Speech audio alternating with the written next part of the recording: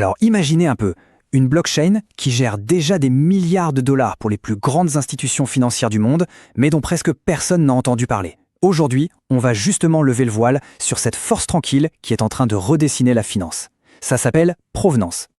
Si tu veux avoir accès à la note que j'ai donnée à ce token dans mon rapport d'analyse, check la description. Pour bien comprendre l'enjeu, commençons avec un chiffre. Un chiffre qui donne le tournis, 16 000 milliards de dollars. Non, ce n'est pas une erreur. C'est la valeur que les actifs du monde réel, tokenisés sur la blockchain, pourraient atteindre d'ici 2030. Et dans cette espèce de nouvelle course à l'or, il y a une plateforme qui n'est pas juste partie en avance, elle est déjà loin devant. Bon, mais c'est quoi au juste ces fameux RWA, ces Real World Assets?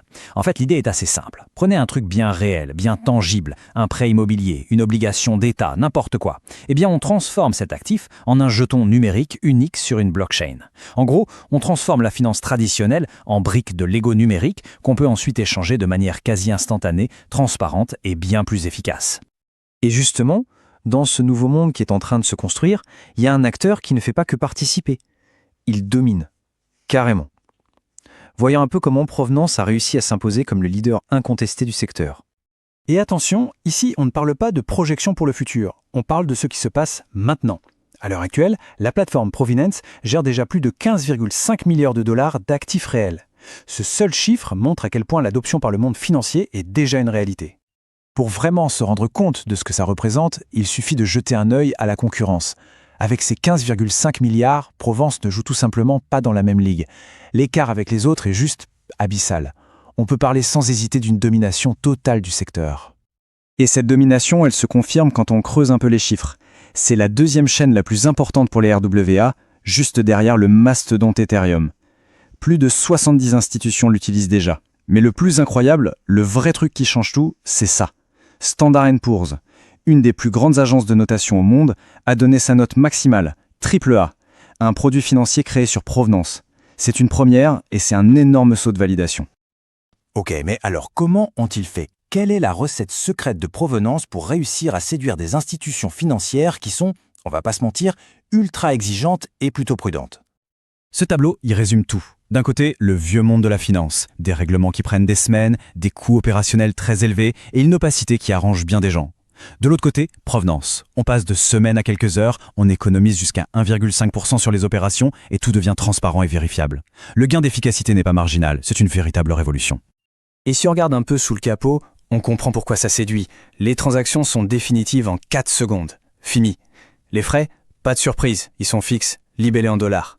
Le système est même conçu pour empêcher le front-running, ces attaques où des robots essaient de vous passer devant pour profiter de votre transaction. Et surtout, la conformité avec la réglementation est intégrée directement au cœur du système. C'est pensé pour les pros, par des pros. Bon, jusqu'ici le tableau est idyllique, n'est-ce pas? Une technologie de pointe, une adoption massive, on pourrait croire que tout est parfait. Eh bien c'est là que l'histoire prend un virage un peu plus compliqué. On va maintenant aborder le grand paradoxe de Provenance, son jeton natif, le H. Dès qu'on regarde la répartition du jeton, un premier voyant s'allume. Une part immense des jetons est encore entre les mains de l'entreprise fondatrice et de la fondation. Ce qu'on appelle le flottant, c'est-à-dire la part qui est vraiment disponible sur le marché, eh bien, c'est minuscule, moins de 10%. Ça pose d'entrée une question de centralisation. Et cette concentration, ce n'est que la partie visible de l'iceberg. Alors, qu'est-ce qui cloche vraiment avec ce jeton $H? Pourquoi est-ce qu'il ne semble pas du tout profiter du succès incroyable de la plateforme sur laquelle il fonctionne? Alors, accrochez-vous, la liste des problèmes est assez longue.